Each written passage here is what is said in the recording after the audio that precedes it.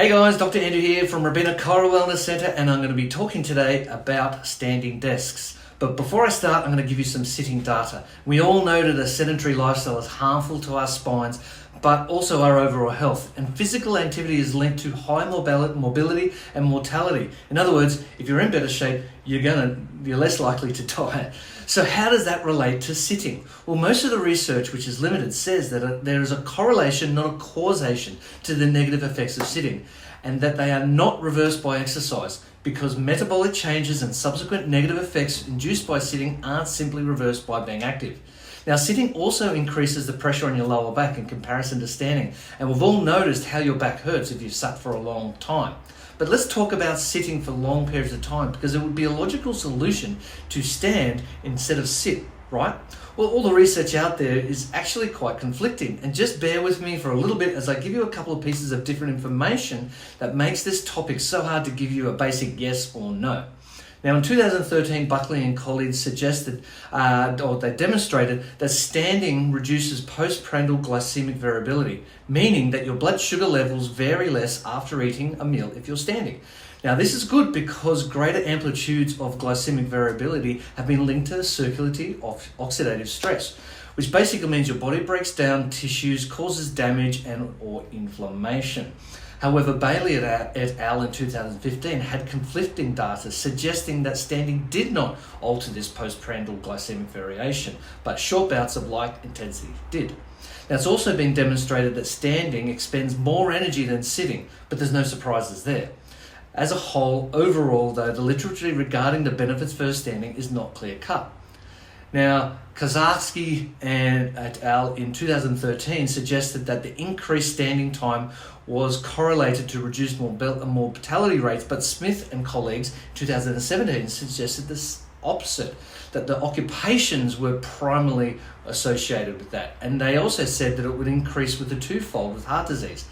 Now, comparing occupations involving prominently sitting and, of course, socioeconomic variables and other demographic factors make these two cases difficult to compare. Other researchers confirm that activity associated with standing desks reduces low back pain and improves your cholesterol. However, again, others suggested that increased physical activity at a standing desk was offset by a decrease in the physical activity away from the desk.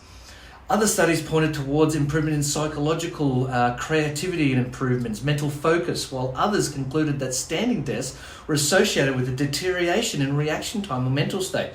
Can you see the conflicting evidence out there? Ultimately, standing desks are not good or bad for you. However, the one thing that most researchers agree on is standing desks with treadmills in the workplace have the most significant improvement with glucose, cholesterol, and fat loss. Now, with all this information, I guess the big question is it good or bad? Well, most of the data says that any form of inactivity, whether standing or sitting, will result in negative health implications. And I can 100% say that a sedentary lifestyle is not good for you.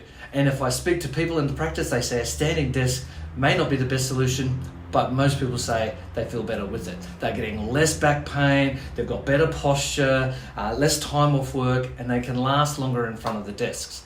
Now, the most important thing is that you move regularly. I say every 20 minutes, not the old 45 minutes we were told a decade ago, because our bodies and our spines are designed to move, not stay still. You should be shifting left and right, walking, stretching, doing yoga poses, maybe going and grabbing a glass of water, or talking and walking on the phone. But as I said to you, the benefits far outweigh the cons of a sit-stand desk. Most people see an alleviation of their back pain, their posture, and longer times of time in front of their desk, which means their productivity may increase as well. Either way, most people say it's a positive thing to do. Now, one last tip for you before I finish today. A common mistake I see when shifting from a sitting to standing computer is the height of the computer screen.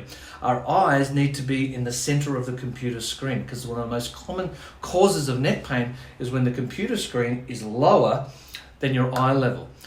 Doesn't matter whether you're sitting or standing. So I'm not really sure whether this has told you to go out and buy yourself a sit-stand desk. Maybe you can borrow one and give it a go to give you a better idea whether it'll work for you or not. But there is one thing I can say for sure: stay mobile, look after your posture, and you'll have less spinal issues. So, my name's Dr. Andrew from Robina Chiro Wellness Centre. I'll see you all next week on the Chiro Couch. Bye for now.